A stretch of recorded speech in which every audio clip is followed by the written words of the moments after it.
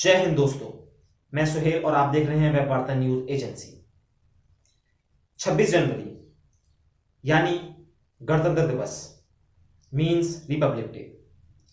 Republic day Bharat को आजादी मिलने के बाद से ही बहुत महत्वपूर्ण और अहम विषय रहा है राष्ट्रीय और अंतर्राष्ट्रीय मीडिया के लिए। राष्ट्रीय और अंतर्राष्ट्रीय मीडिया के लिए यह बहुत महत्वपूर्ण विषय है जिसके ऊपर वो शुरू से लिखते आए हैं। तो चलिए मैं आपको बताता चलूं कि अंतर्राष्ट्रीय मीडिया ने इस बार गणतंत्र दिवस और भारत के बारे में क्या लिखा है। जैसा कि आप जानते हैं, देश का माहौल थोड़ा गर्मा गर्म है, यानी देश का माहौल जो है थोड़ा वो गर्म है।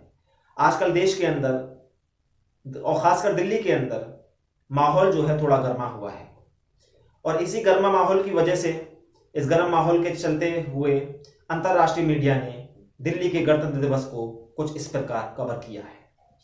न्यूयॉर्क टाइम्स की रिपोर्ट के अनुसार न्यूयॉर्क टाइम्स ने इस बार अपनी रिपोर्ट में रेखांकित करते हुए कहा है कि एक तरफ जहां भारत के माननीय प्रधानमंत्री श्री नरेंद्र मोदी जी सेना की भव्य परेड का आनंद ले रहे थे, सेना की भव्य परेड का शुभ आनंद ले रहे थे, वहीं दूसरी ओर कुछ मील दूर किसानों की अफरा तफरी की तस्वीरें नजर आई हैं।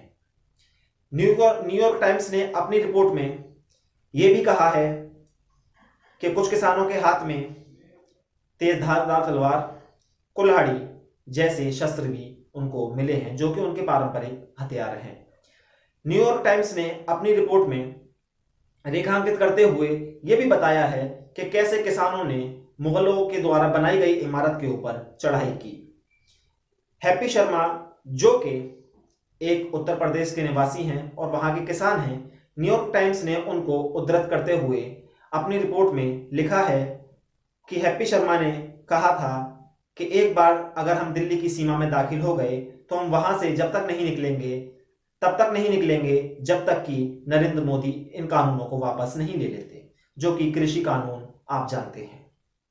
किसानों के 4 नेताओं में से एक नेता बलबीर सिंह राजेवाल के हवाले से भी इस रिपोर्ट में लिखा गया है।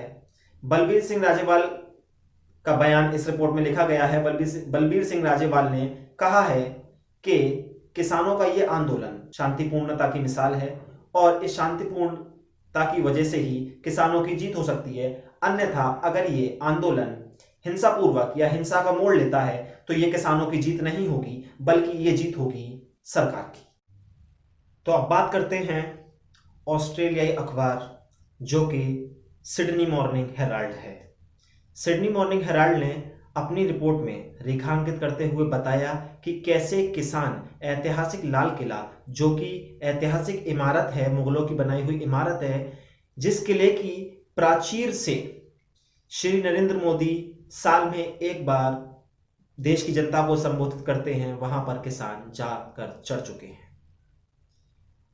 वहीं दूसरी ओर 55 साल के सुखदेव जो कि एक किसान हैं और जो कि सुप्रीम कोर्ट के तयशुदा रास्ते से, तयशुदा मार्ग से हटकर दूसरे मार्ग से दिल्ली के अंदर घुस रहे थे, उनका कहना है कि अब नरेंद्र मोदी हमें सुनेगा। जी हां, सिडनी मॉर्निंग हेराल्ड ने अपनी रिपोर्ट के अंदर 55 साला सुखदेव जी के हवाले से अपनी रिपोर्ट के अंदर लिखा है कि उनका बयान वहां पर रेखांकित किया गया है और बताया गया है कि सुखदेव जी ने किस प्रकार से कहा कि मोदी अब हमें सुनेगा। और वहां पर सिडनी मॉर्निंग हेराल्ड ने अपनी रिपोर्ट में यह भी बताया है कि कुछ किसान घोड़े के साथ भी, घोड़े पर सवार भी वहां पर नजर आए। Think tank observer research foundation जो कि एक दिल्ली की ऑब्जर्वर रिसर्च फाउंडेशन है, उसके विश्लेषक Amber Kumar Ghosh Sydney Morning Herald ने अपनी रिपोर्ट में बताया कि कैसे विश्लेषक अंबर कुमार घोष ने बताया कि किसानों की जो पकड़ है वो बहुत मजबूत है। उनके अपने जन समर्थकों को सक्रिय करने के लिए उनके पास भरपूर संसाधन हैं और वो किस प्रकार से इस आंदोलन को काफी लंबे समय तक ले जा सकते हैं और लंबे समय तक वो इसको करने में सक्षम हैं।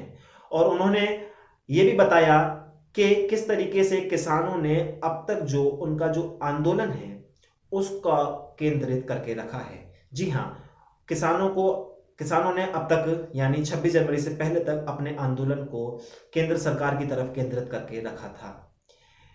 सिडनी मॉर्निंग हेराल्ड ने अपनी न्यूज के अंदर, अपनी रिपोर्ट के अंदर यह भी बताया है कि भारत की 1.3 अरब आबादी में से लगभग आधी आबादी जो है, भारत की आधी जनसंख्या जो है वो खेती करती है।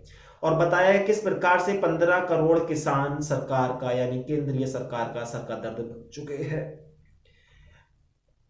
और दूसरी तरफ वहां पर सिडनी मॉर्निंग हेराल्ड ने अपनी रिपोर्ट के अंदर रेखांकित करते हुए ये भी बताया और रेखांकित करते हुए सेंट्रल यानी कि जो केंद्रीय कृषि मंत्री हैं श्री श्री नरेंद्र सिंह तोमर जी, उनका भी बयान वहां पर अंकित करते हुए बताया कि कैसे केंद्रीय कृषि मंत्री ने किसानों से आग्रह किया था कि आप अपनी किसान परेड के लिए या किसान मार्च के लिए 26 जनवरी के अलावा कोई और दिन का भी चयन कर सकते हैं।